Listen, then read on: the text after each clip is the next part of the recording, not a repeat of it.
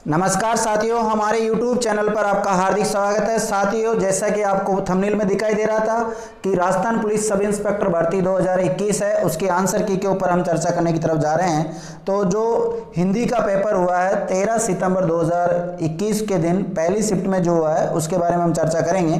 तो देखिए, जो पहला क्वेश्चन आया हिंदी में वो अलग अलग आपके पास हो सकता है, पेपर की सीरीज अलग होगी। तो मेरे पास जो है, जिस बच्चे से मैं लेके आया था तो उसकी जो सीरीज है उसके अकॉर्डिंग मैं बता रहा हूँ, और उसने किसी पे हो सकता है गलत भी कर रखा होगा, सही भी कर रखा हो, तो उससे कोई फर्क नहीं पड़ता है। मैं आपको प्रत्येक क्वेश्चन का विद सॉल्यूशन करके बता रहा हूँ कि भाई किसका आंसर क्या होगा। बिल्कुल ऑथेंटिक ये आंसर की मान के चलिएगा आप इसको। तो देखिएगा, पहला जो पर्सन है साथियों, वो आपने पढ़ा ही होगा, एग्जाम देके आए हो आप। तो इनमें से किस शब्द में इन प्रत्यय नहीं है? देखो, मैं पहले कहता था आपसे कि आपको प्रतियोगी परीक्षाओं में क्या याद रखना है, क्या है और नहीं, इसका विशेष तौर पे ध्यान रखना है। तो जो पहला पर्सन है इसमें क्या पूछा गया? इन प्रत्यय नहीं है। तो आपके सामने चार विकल्प दे रखे हैं, नमकीन, रंगीन, गमगीन और शौकीन। तो कौन से में नहीं है? तो इस बच्चे का भी राइट आंसर है वैसे गमगीन, 3 नंबर इसका राइट आंसर है। तो जिन्होंने गमगीन किया उनका बिल्कुल सही है, इन प्रत्यय नहीं है, इसमें ध्यान रखना, ठीक है। तो इसी प्रकार नेक्स्ट पर्सन की तरफ चलते हैं हम। अगला जो पर्सन है साथियों वो ये है कि किस शब्द में ल प्रत्यय नहीं है। ल प्रत्यय नहीं है, आपको देख लो पर्सन में क्या पढ़ना है, नहीं। तो चार ऑप्शन आपके सामने दे रखे हैं, मंजूल, अतल, मासल, श्यामल। तो इसका भी राइट आंसर बच्चे का बी, इसका 2 नंबर जिन्होंने किया है अतल। बाकी देखो, मंजूल में ल है, मासल में है, श्यामल में है, श्याम प्लस ल है होता है, ठीक है। तो इसी प्रकार नेक्स्ट देखते हैं। नेक्स्ट प्रश्न है साथियों, किस शब्द में गार प्रत्यय का प्रयोग नहीं हुआ है? किस शब्द में गार प्रत्यय का प्रयोग नहीं हुआ है? स्नानागार, यादगार, मददगार और रोजगार। 4 विकल्प आपके सामने दे रखे हैं। जिन्होंने ए ऑप्शन किया है स्नानागार, स्नान प्लस आगार होता है, ध्यान रखना साथियों। तो ए बिल्कुल राइट आंसर है, जिन्होंने भी ए किया है। चलो नेक्स्ट पर्सन देखते हैं। देखो साथियों, अगला पर्सन है, निम्नलिखित में से तत्सम शब्द नहीं है। तत्सम शब्द नहीं है, और आपके सामने 4 ऑप्शन दे रखे हैं, दुर्बल, आदर, त्योहार, बिंदु। तो दोस्तों त्योहार नहीं है, क्योंकि त्योहार का जो तत्सम रूप होता है वो तिथिवार होता है। क्या होता है? तिथिवार होता है, ठीक है। तो जिन्होंने 3 नंबर ऑप्शन किया है इसका, यानी कि सी ऑप्शन किया है, उनका बिल्कुल राइट है, ठीक है। देख सकते हैं आप, अपना जांच लो, परख लो इसको। देखो साथियों, अगला जो प्रश्न है हमारा, किस विकल्प में सभी शब्द तत्सम है? क्या देखना है आपको? सभी शब्द तत्सम है। तो 4 ऑप्शन बिल्कुल राइट है, दंड, सिर, शाक। बिल्कुल सही है, बच्चे का बिल्कुल सही किया है इसने, ठीक है। तो चौथा नंबर इसका बिल्कुल हो जाएगा। नेक्स्ट पर्सन देखते हैं दोस्तों।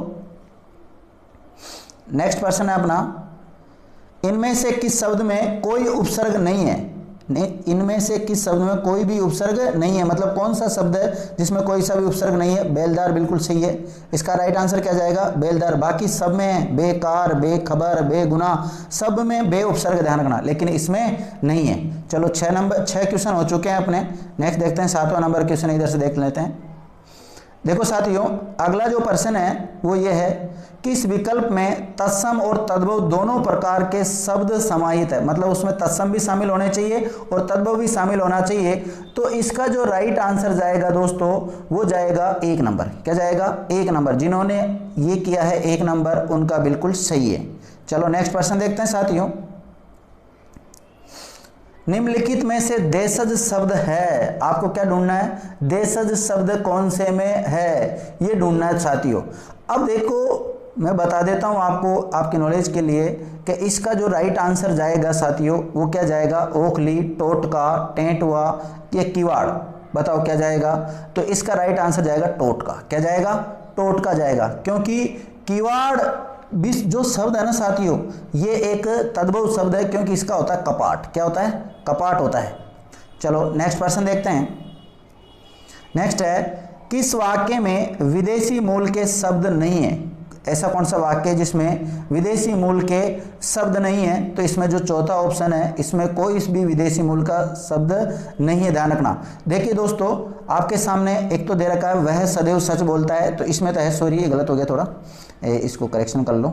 इसका राइट आंसर जाएगा ए। इस प्रश्न का उत्तर मुझे मालूम है, ए। इसका ए कर लेना भाई, 9वें नंबर क्वेश्चन का जो राइट आंसर है वो ए जाएगा। चलो अगला प्रश्न देखते हैं। किस विकल्प में कोई भी शब्द विदेशी मूल का नहीं है? किस शब्द में कोई सा भी शब्द विदेशी मूल का नहीं है? तो 10वें का जो राइट आंसर जाएगा दोस्तों वो जाएगा अकेला और सास, ये विदेशी मूल के नहीं है। चलो नेक्स्ट प्रश्न देखते हैं। 11वें नंबर का प्रश्न है, किस विकल्प में सभी शब्द तद्भव है? क्या है? किस विकल्प में सभी शब्द तद्भव है? तद्भव देखना आपको, तद्भव कौन सा है साथियों? तो इसका जो राइट आंसर जाएगा वो जाएगा 3 नंबर, चांद, झरना और झुंड, ये जाएगा। ठीक है, चलो नेक्स्ट 12वें नंबर का क्वेश्चन देखते हैं। 12वें नंबर का राइट आंसर क्या जाएगा? तो साथियों जो 12वें नंबर का प्रश्न है हमारा, वो प्रश्न है, इनमें से विशेषण से बनी भाववाचक संज्ञा नहीं है। पिछली बार भी दोस्तों ऐसा ही प्रश्न आया था और ममता भी आया था इसमें शब्द, जो पिछला 2016 का सब इंस्पेक्टर का पेपर हुआ था उसमें भी, और बच्चों ने उस पेपर में भी गलती की थी, क्योंकि मैं भी 2016 का सेलेक्टेड सब इंस्पेक्टर हूँ, इसलिए मुझे पता है, मैंने भी वो पेपर दिया था। ठीक है, अब देखो हम देखते हैं जो 12वां नंबर का क्वेश्चन है, विशेषण से बनी भाववाचक संज्ञा नहीं है। तो दोस्तों पहली बात तो आपको भाववाचक संज्ञा आनी चाहिए और इसमें नहीं है वो देखना है। देखो प्रश्न को ध्यान रखना, जो बच्चों अभी तक एग्जाम नहीं दी है, आप जो भी एग्जाम देने के लिए जाओगे तो आपको विशेष तौर पर याद रखना है और नहीं को विशेष तौर पर ध्यान रखना है और नेगेटिव का विशेष कंट्रोल करना है आपको।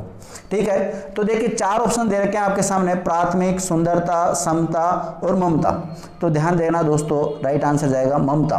तो ममता भाववाचक संज्ञा नहीं है, विशेषण से बनी। वैसे तो ममता भाववाचक संज्ञा में भी होती है, व्यक्तिवाचक में भी होती है, लेकिन यहाँ पर देखो प्रथम विशेषण होता है, प्रथम, द्वितीय, तृतीय, ये सब विशेषण होते हैं और उनसे प्राथमिक बन गया। और इसी प्रकार सुंदर से सुंदरता बन गया। और समता, समता भी भाववाचक संज्ञा है। ममता, ममता दोस्तों सर्वनाम से बना है, मम सर्वनाम से। किससे? मम सर्वनाम से बना है। तो राइट आंसर क्या जाएगा इसका? डी, ममता राइट होगा। ठीक है, नेक्स्ट प्रश्न देखते हैं साथियों। नेक्स्ट है हमारा, इनमें से क्रिया से बनी भाववाचक संज्ञा नहीं है।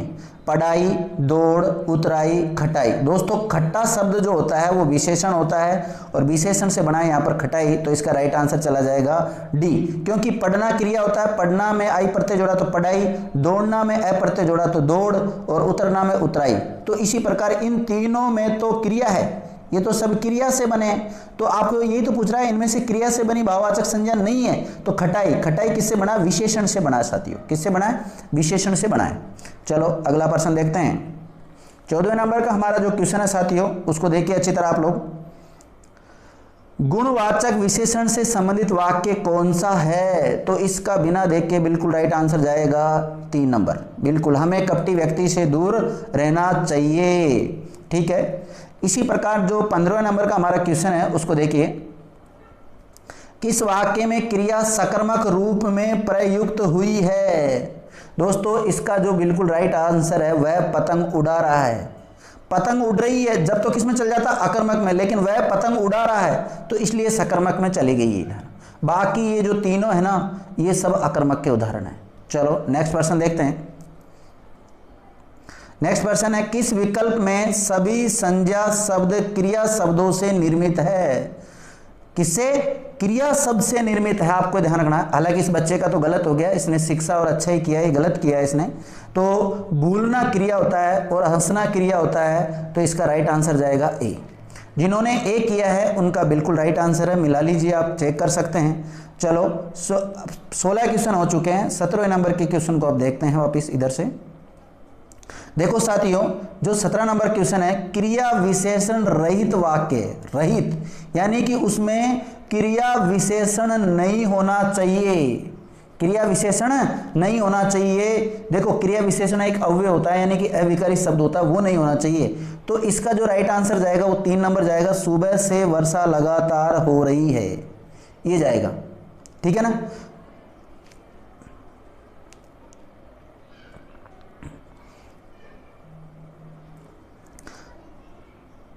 अगला देखते हैं। 18वें नंबर का जो प्रश्न है साथियों, किस वाक्य में संबंध सूचक अव्यय का प्रयोग हुआ है? संबंध सूचक शब्द जो अव्यय होता है, अविकारी शब्द होता है, उसका किस में प्रयोग हुआ है? तो अपराधी ने पुलिस के सामने झूठ बोला। किसके सामने झूठ बोला? पुलिस के सामने। तो दोस्तों जो क्रिया विशेषण वाले शब्द होते हैं उनके साथ अगर कारक चिन्ह लग जाता है तो वो किस में चला जाता है? संबंध सूचक शब्द अव्यय बन जाते हैं वो। तो इसका राइट आंसर क्या जाएगा आपका? ए। चलो नेक्स्ट क्वेश्चन है 19वें नंबर का क्वेश्चन है साथियों, देखना। विस्मयादि बोधक शब्दों के संबंध में कौन सा कथन सही है? प्रश्न को ढंग से पढ़िए। विस्मयादि बोधक शब्दों के संबंध में कौन सा कथन सही है? 4 विकल्प है, इनमें वचन के अनुसार विकार होता है। इनमें देखो विस्मयादि बोधक शब्दों के संबंध में कौन सा कथन सही है, आपको ये पढ़ना है। ये केवल शोक और घृणा का भाव प्रकट करते हैं। ये वाक्य रचना के अनिवार्य घटक है। ये प्राय वाक्य के प्रारंभ में आते हैं। तो इसका बच्चे का तो गलत हो गया इसमें, लेकिन इसका राइट आंसर क्या जाएगा? डी। यानी कि 4 नंबर विकल्प जो दे रखा है वो बिल्कुल इसका सही है, इसमें कोई दिक्कत नहीं है। ठीक है, चलो अगला प्रश्न देखते हैं साथियों। जो 20वें नंबर का प्रश्न है हमारा, वो 20वें नंबर का प्रश्न ये है कि किस वाक्य में निपात का प्रयोग नहीं हुआ है? किस वाक्य में निपात का प्रयोग नहीं हुआ है? और 3 ऑप्शन आपके सामने दे रखे हैं, उनमें तो हुआ है और एक में नहीं हुआ, यानी कि वह कल ही जाएगा। तो इसमें तो हुआ है साथियों, इसमें हुआ है। इसी प्रकार सेकंड दे रखा, मैं भी उसके साथ जाऊंगा, तो भी इसमें भी आ गया। वह तो आज जाएगा, तो आ गया, इसमें भी है। लेकिन जो इसका 3 नंबर ऑप्शन है ना, इसमें नहीं है। मुझे 1 गिलास दूध चाहिए। तो 20वें नंबर का राइट आंसर क्या जाएगा? सी। चलो नेक्स्ट प्रश्न देखते हैं साथियों। 21वें नंबर का जो राइट आंसर जाएगा वो क्या जाएगा? मैं ज़्यादा समझाता नहीं हूँ, आपको डायरेक्ट आंसर बता देता हूँ, ठीक है? ज़्यादा समय खराब नहीं करूँगा आपका। तो किस वाक्य में क्रिया आकर्मक रूप में प्रयुक्त हुई है? तो इसका जो राइट आंसर जाएगा साथियों वो जाएगा ए। वह बिना बात ही हंस रही है, ये अकर्मक क्रिया है, बाकी सारी सकर्मक क्रिया, ध्यान रखना। तो 21वें का आंसर क्या हो जाएगा? ए। बिल्कुल, जिन्होंने ए किया है बिल्कुल सही है। चलो अगला प्रश्न देखते हैं साथियों। 22वें नंबर का जो प्रश्न है उसको देखिए, आप आराम से पढ़िए, पहले प्रश्न को ढंग से पढ़ा करो। तो किस विकल्प में सभी विशेषण शब्द संज्ञा से रचित है? तो राइट आंसर जाएगा 3, पीड़ित, दयनीय। अगर किसी भी बच्चे को किसी भी प्रकार का कोई डाउट है तो हमारा जो कमेंट्स बॉक्स है इसका, उस बॉक्स में आप कमेंट्स करके बता सकते हैं, मैं आपको बिल्कुल रिप्लाई करूंगा भाई इसका ये क्यों हुआ, ठीक है ना। चलो अगला प्रश्न देखते हैं। निम्नलिखित में से नदी का पर्यायवाची नहीं है। दोस्तों ये जो प्रश्न है इसको डिलीट होने की संभावना है। बाकी जो देखो सरसी जो होता है वो तालाब का होता है पर्यायवाची, और आपगा नदी का है। बिल्कुल, आपगा तो किसका है? नदी का है, बिल्कुल ये तो है। पैस्विनी जो होता है वो गाय का होता है, और तटीनी है वो ये नदी का है। तो देखिए इसमें पूछा पर्यायवाची नहीं है, किसका? नदी का। तो अब देखो पैस्विनी तो हो ही नहीं सकता, तो या तो राइट मानो आप, इसमें 3 नंबर कर लो, और सरसी भी नहीं है, यानी कि दोनों ही आंसर इसके सही जा रहे हैं। जिन्होंने सरसी किया ये भी सही है, और जिन्होंने 3 नंबर किया ये भी सही है। पर ज़्यादातर अगर मान लीजिए पर्सन डिलीट नहीं होता बाई चांस, तो इसको माना जाएगा पैस्विनी को। ये गाय का होता है, गाय का पर्यायवाची होता है, ठीक है। चलो अगला प्रश्न देखते हैं। अगला प्रश्न है साथियों, किस विकल्प में सभी शब्द पेड़ के पर्यायवाची है? तो आपके सामने जो विकल्प दे रखे हैं इनमें से जो चौथा विकल्प है वो बिल्कुल राइट आंसर है। चौथा नंबर जाएगा इसका राइट आंसर। चलो अगला प्रश्न देखते हैं साथियों। किस विकल्प में परस्पर पर्यायवाची शब्द नहीं है? परस्पर पर्यायवाची शब्द नहीं है आपस में, तो कपोत और पिक नहीं है साथियों, क्योंकि कपोत तो कबूतर का होता है, पिक कोयल का होता है, इसलिए नहीं है। चलो अगला प्रश्न देखते हैं। अगला प्रश्न है साथियों, किस वाक्य में निपात का प्रयोग हुआ है? तो वह देखो 4 ऑप्शन दे रखे हैं। वह पटना गया था, मुझे आने तो दो, तो आ गया साथियों, तो इसका राइट आंसर जाएगा 2 नंबर। क्या जाएगा? 2 राइट आंसर चला जाएगा। चलो अगला प्रश्न देखते हैं साथियों। अगला प्रश्न क्या कह रहा है? अगला प्रश्न आपके सामने, किस विकल्प में विलोम शब्द युग्मक नहीं है? 4 विकल्प दे रखे हैं आपके सामने, तो 3 नंबर बिल्कुल इस बच्चे का भी सही है। 3 नंबर जिन्होंने किया बिल्कुल सही है, संग्रह का परिग्रह, ठीक है। अगला देखते हैं सॉरी, अगला 28वां नंबर प्रश्न का आंसर देखिएगा साथियों। निम्नलिखित में से विलोम युग्म है, कौन सा राइट है? तो 4 नंबर बिल्कुल राइट है इसका, सूकर का दुष्कर होता है, बिल्कुल सही है। चलो अगला प्रश्न देखते हैं 29 नंबर का। किस विकल्प में समश्रुत भिन्नार्थक शब्दों का अर्थभेद सही नहीं है? दोस्तों मैं पहले भी आपको कह रहा था, जब ऑफलाइन पढ़ा रहा था तब भी मैंने बोला, ऑनलाइन पढ़ा रहा था तब भी मैंने कहा है, ज़्यादा से ज़्यादा आप रटने वाले टॉपिकों पर ध्यान दीजिए। बच्चा जिस दिन पहले बार मेरे पास ऑफलाइन आता है उसी को मैं पहले दिन ये बात बोलता हूँ कि आप ठीक है ये समझने वाले टॉपिक है तो समझिए, लेकिन रटने वालों पर विशेष ध्यान दीजिए। और मेरी बात जिन्होंने मानी है उनका ये पेपर गलत नहीं हुआ होगा आज, पहले बता रहा हूं मैं आपको, बहुत अच्छे नंबर आए होंगे उनके आज। चलो आगे बढ़ते हैं। अगला प्रश्न है साथियों, किस विकल्प में समश्रुत भिन्नार्थक शब्दों का अर्थभेद सही नहीं है? 29वें नंबर का जो राइट आंसर जाएगा वो जाएगा साथियों, बिल्कुल इस बच्चे का भी सही है, सेकंड।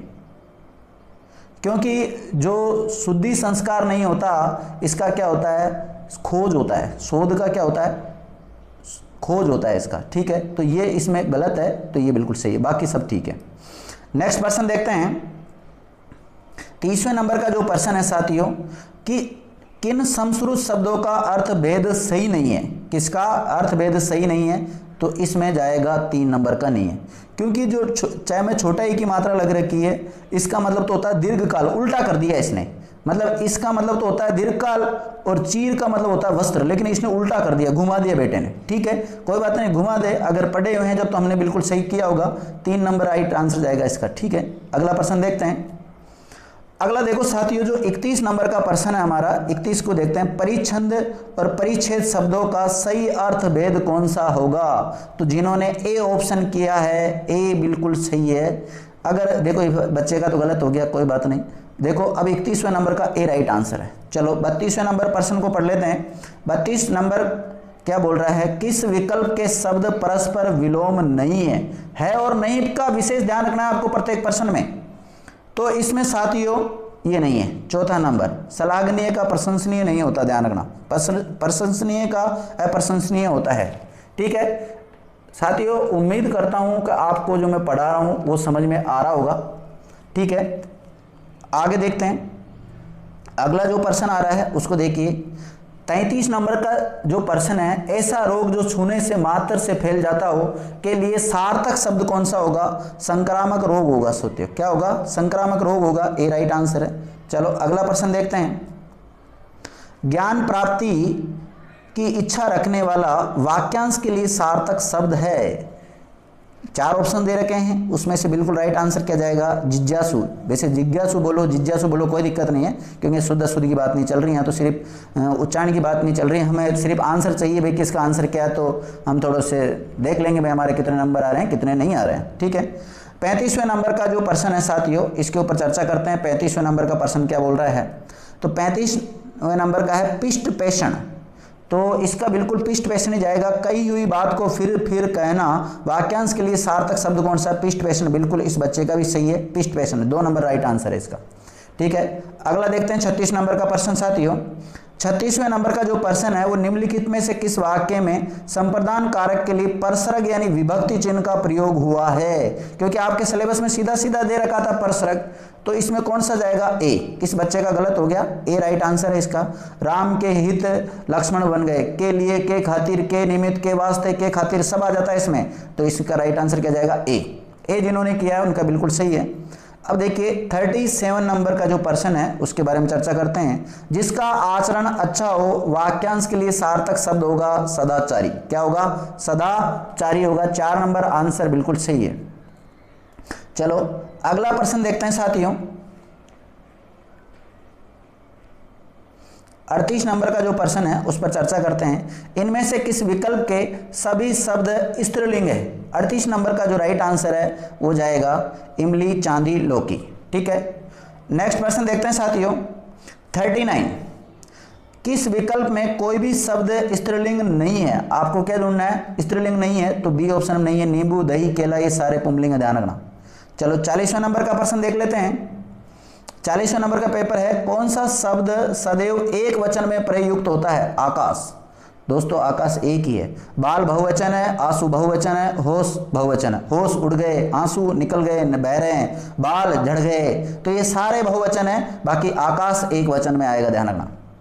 चलो अगला प्रश्न देखते हैं साथियों। किस वाक्य में मध्यम पुरुष का प्रयोग नहीं हुआ है? किस वाक्य में मध्यम पुरुष का प्रयोग नहीं हुआ है? तो तीसरा जो ऑप्शन है बच्चे का भी बिल्कुल सही है इसका, हम अपने आप को भूल गए, इसमें निज वाक्य है।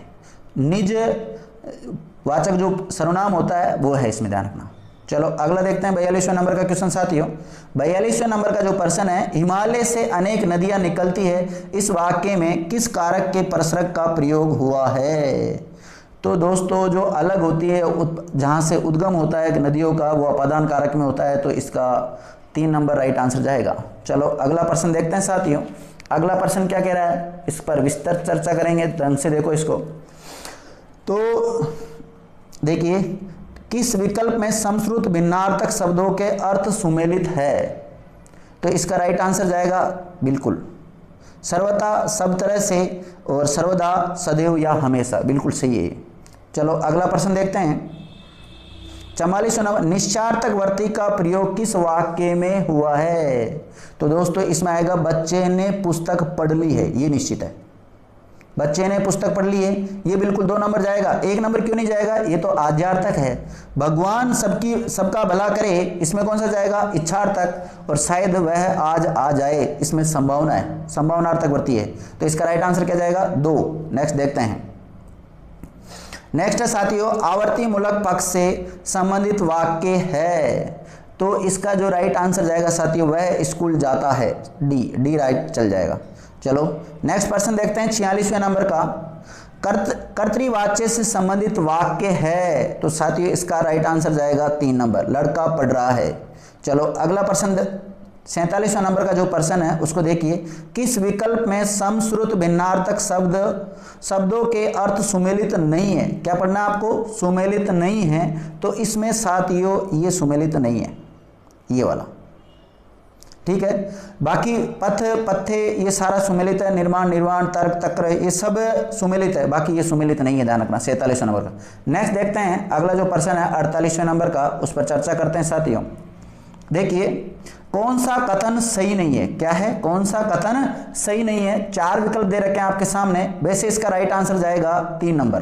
कर्मवाच्य अकर्मक और सकर्मक दोनों क्रियाओं में आते हैं, नहीं, ये सिर्फ सकर्मक क्रियाओं में आते हैं कर्मवाच्य, ध्यान रखना, ठीक है। बाकी प्रेरणार्थक क्रिया सदैव सकर्मक में जाती है, बिल्कुल सही है।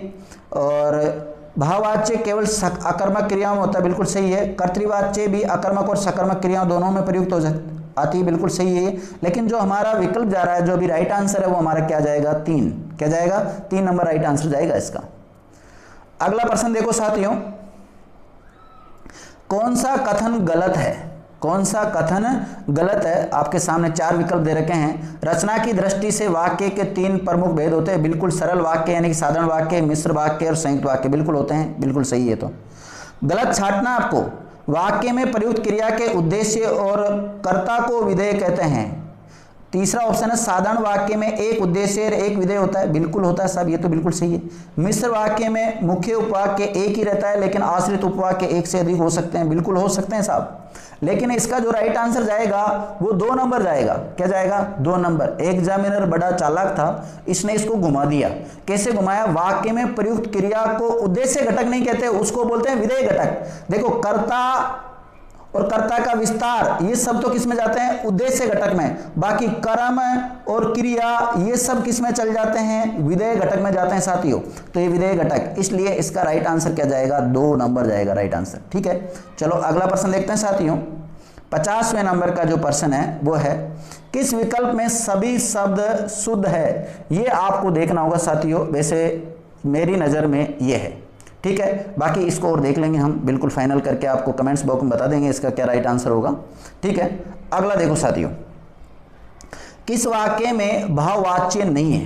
किस वाक्य में भाववाच्य नहीं है? तो साथियों जो इसका राइट आंसर जाएगा वो जाएगा, वह प्रतिदिन स्कूल नहीं जाता है। वह प्रतिदिन स्कूल नहीं जाता है, ये राइट आंसर जाएगा इसका, ठीक है। चलो अगला प्रश्न देखते हैं साथियों। अगला प्रश्न क्या कह रहा है इसके बारे में जान लेते हैं अच्छी तरह। देखिए साथियों, जो 52 नंबर का प्रश्न है वो देखिए, 52 नंबर का, इसमें वर्तनी की दृष्टि से कौन सा शब्द शुद्ध नहीं है? शुद्ध तो आपको पता होंगे, मत्स्य बिल्कुल शुद्ध है, वापस बिल्कुल शुद्ध है, सृष्टि बिल्कुल शुद्ध है, लेकिन दृष्टा शब्द शुद्ध नहीं है। दृष्टि शब्द होता है, ध्यान रखना, ठीक है। चलो अगला प्रश्न देखते हैं। नेक्स्ट प्रश्न है साथियों, वर्तनी की दृष्टि से शुद्ध शब्द कौन सा है? तो दंपति बिल्कुल राइट है, जिन्होंने दंपति लिखा है वो 2 नंबर बिल्कुल सही है। 54 नंबर का जो प्रश्न है साथियों आपका, इनमें विलोम शब्द युग्म नहीं है, कौन सा सही नहीं है? हार परिहास, ये गलत है, क्योंकि हार का तो क्या होता है साथियों? जीत होता है। क्या होता है? जीत होता है। चलो अगला प्रश्न देखते हैं, इनमें विलोम शब्द युग्म नहीं है। 4 विकल्प आपके सामने दे रखे हैं इसमें, तो इसमें जो वैतनिक का सवैतनिक नहीं होता, वैतनिक का अवैतनिक होता है, ये नहीं है, ध्यान रखना। ये 3 नंबर राइट आंसर चला जाएगा इसका। इसी प्रकार जो 56वें नंबर का क्वेश्चन है, किस विकल्प में शब्द अशुद्ध है? तो आपको अशुद्ध छांटना है कि किस में अशुद्ध है। तो साथियों अशुद्ध जाएगा धातव्य और भवनिष्ठ, ये वाला अशुद्ध, ध्यान रखना। ठीक है, तो 3 नंबर बिल्कुल राइट आंसर चला जाएगा इसका। चलो अगला प्रश्न पढ़ते हैं साथियों। अगला कौन सा है? 57वें नंबर का जो प्रश्न है हमारा, उसको देखिए। संयुक्त वाक्य का उदाहरण है। साथियों मैंने कहा था आपको संयुक्त और मिश्र वाक्य का बिल्कुल आपका गलत नहीं होगा, लेकिन ध्यान क्या रखना था, क्योंकि आपको संयोजक जो समुच्चय बोधक अवयव होता है वो पढ़ना था। उसमें समानाधिकरण से जो जुड़ते हैं उनको तो बोलते हैं संयुक्त वाक्य, और जो वैधिकरण से जुड़ते हैं उनको मिश्र वाक्य। चलो अभी तो देख लेते हैं प्रश्न को। 57वें नंबर का जो राइट आंसर है, संयुक्त वाक्य का उदाहरण क्या होगा इसमें? तो साथियों, मैं आगे बढ़ गया और वह पीछे रह गया, और आ गया। हमने तो किससे पकड़ा है इसको? सिर्फ और से पकड़ा है, लो और से। ठीक है, तो 3 राइट आंसर चला जाएगा इसका, 3 नंबर। अगला प्रश्न देखते हैं, मैंने लड़के को पुस्तक पढ़ाई, उक्त वाक्य में प्रयुक्त क्रिया का भेद कौन सा है? दोस्तों जो सकर्मक क्रिया होती है वो 2 प्रकार की जो होती है, उसमें एक कर्मक और द्विकर्मक। तो द्विकर्मक वाला है इसमें, क्योंकि 2 क्रम आगे इसमें, एक तो लड़का क्रम है और एक पुस्तक क्रम है, तो 2 क्रम आ जाते हैं, वो द्विकर्मक होती है। 58वें नंबर का राइट आंसर जाएगा डी। ठीक है, अगला प्रश्न देखते हैं साथियों, इनमें संयुक्त वाक्य कौन सा है? वह आगे बढ़ गया लेकिन परिवार पीछे रह गया। किंतु, लेकिन, मगर, पर, परंतु सभी आ जाते हैं, संयुक्त वाक्य की पहचान होती है, ध्यान रखना। तो इसका राइट आंसर क्या जाएगा? ए राइट आंसर है। जिन्होंने ए किया है उनका बिल्कुल सही है। चलो अगला देखते हैं साथियों, निम्नलिखित में सरल या साधारण वाक्य कौन सा है? बिल्कुल ये सही है। दिन का थका हुआ आदमी रात को खूब सोता है, बिल्कुल सही है, बिल्कुल ओके। 60 नंबर का बिल्कुल राइट आंसर बच्चे। चलो अगला प्रश्न के बारे में चर्चा करते हैं साथियों। अगले प्रश्न का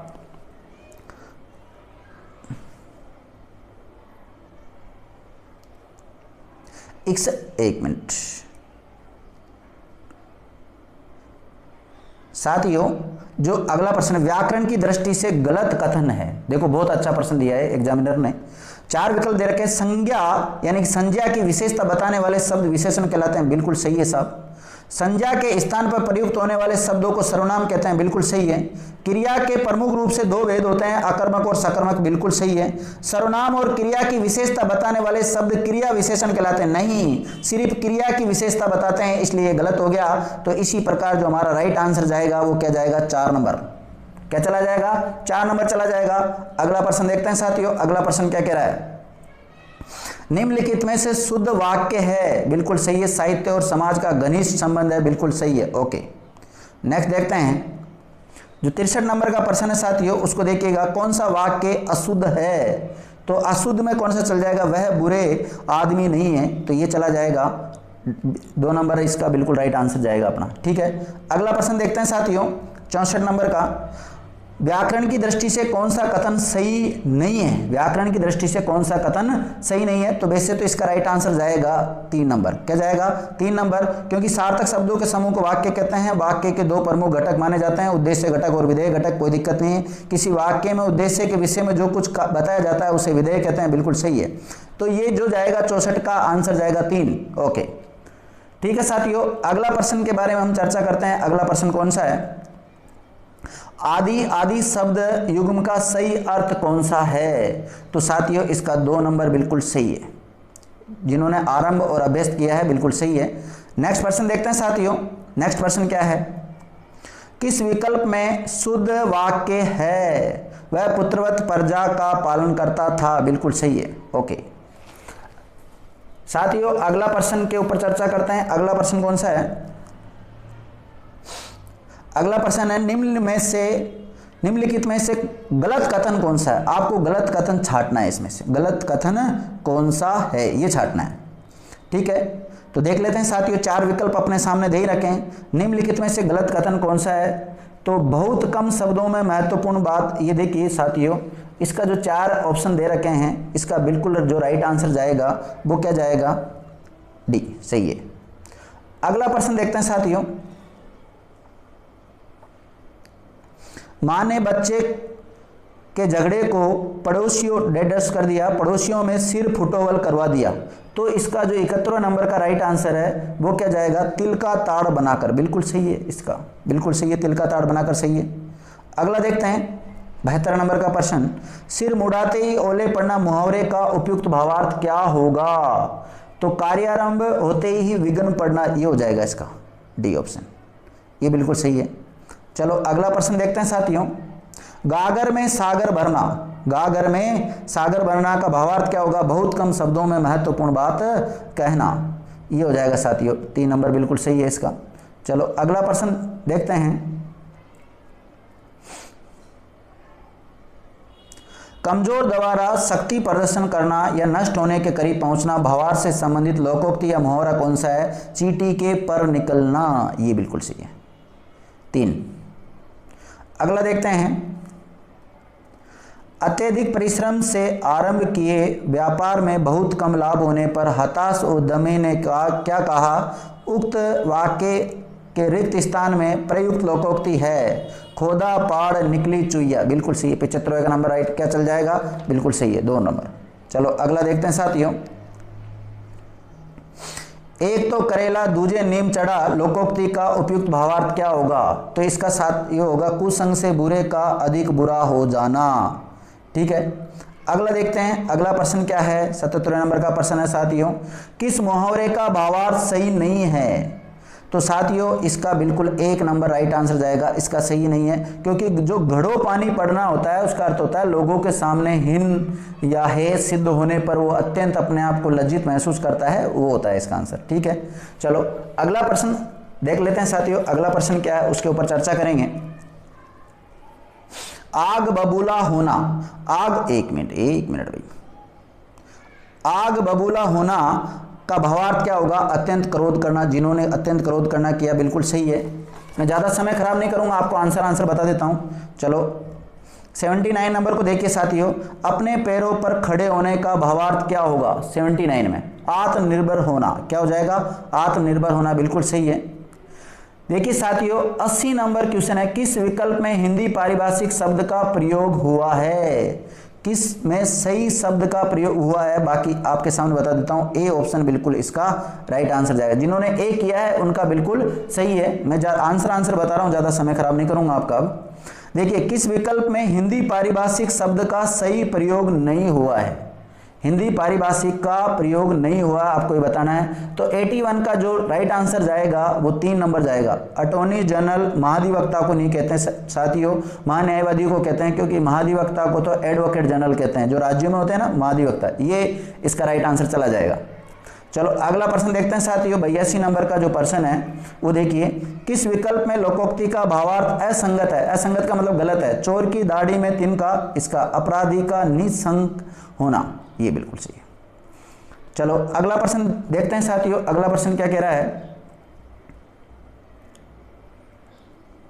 ज्यूरिडक्शन के लिए समकक्ष हिंदी पारिभाषिक शब्दावली कौन सा होगा, क्षेत्राधिकार, बिल्कुल सही है, क्षेत्राधिकार जिन्होंने किया बिल्कुल सही है।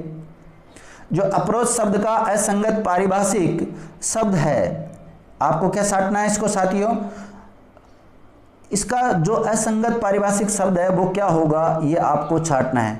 क्या इसका पहुंच होता है, बिल्कुल होता है, दृष्टिकोण होता है, सिफारिश होता है, उपमार्ग नहीं होता, क्या नहीं होता, उपमार्ग नहीं होता।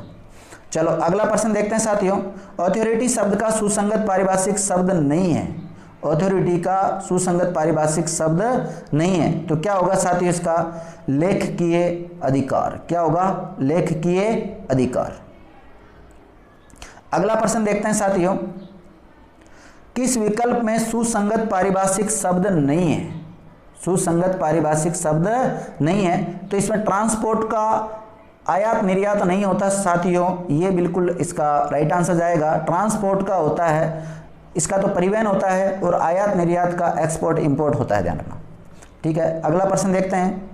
किस विकल्प में गलत पारिभाषिक शब्द है? आपको क्या छांटना है, किस में गलत पारिभाषिक शब्द है? तो इसका जूनियल कोड का बिल्कुल सही है, तो इसका 2 नंबर राइट आंसर चल जाएगा। जिन्होंने 2 किया है उनका बिल्कुल सही है, क्योंकि अप्रेंटिस जो है इसका जो अर्थ निकलता है वो शिशु या शिक्षार्थी निकलता है। प्रशिक्षण का मतलब तो ट्रेनिंग होता है। ठीक है, अगला देखते हैं। ग्रोस मिसकंडक्ट के लिए जो समकक्ष शब्द आएगा वो आएगा सकल दुर्व्यवहार। क्या आ जाएगा? सकल दुर्व्यवहार। जिन्होंने 1 नंबर किया है उनका बिल्कुल सही है।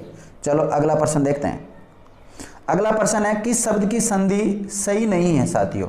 तो इसका 1 नंबर बिल्कुल सही चल जाएगा, क्योंकि तदोपरांत नहीं होके तदुपरांत होती है। तत् प्लस उपरांत, तदोपरांत नहीं होता, तदुपरांत होता है। क्या होता है? तदुपरांत, तदुपरांत शब्द होता है।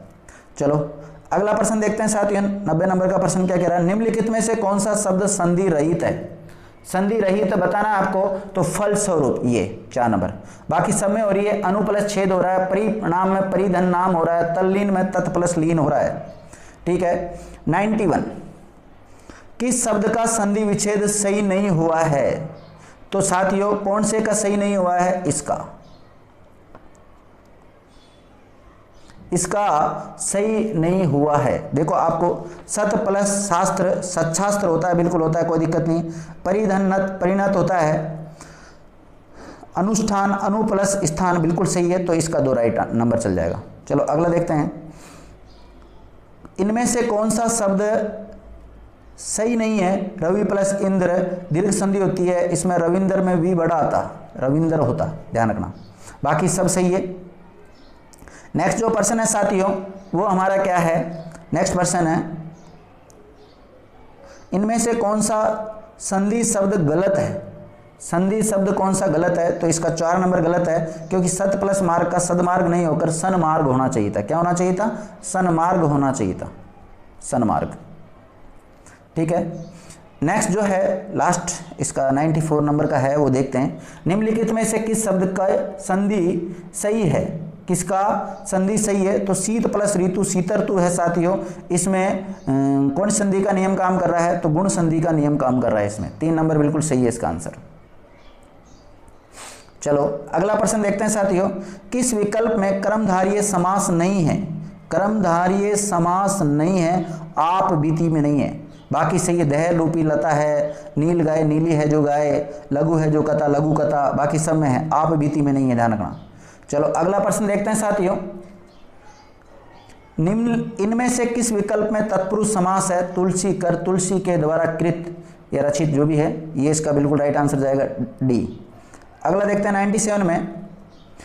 किस विकल्प में द्वंद्व समास नहीं है? चाल चलन बिल्कुल है इसमें, तो हानि लाभ बिल्कुल है, माता पिता बिल्कुल है, परम पिता परम है जो पिता, ये नहीं है, ये नहीं है।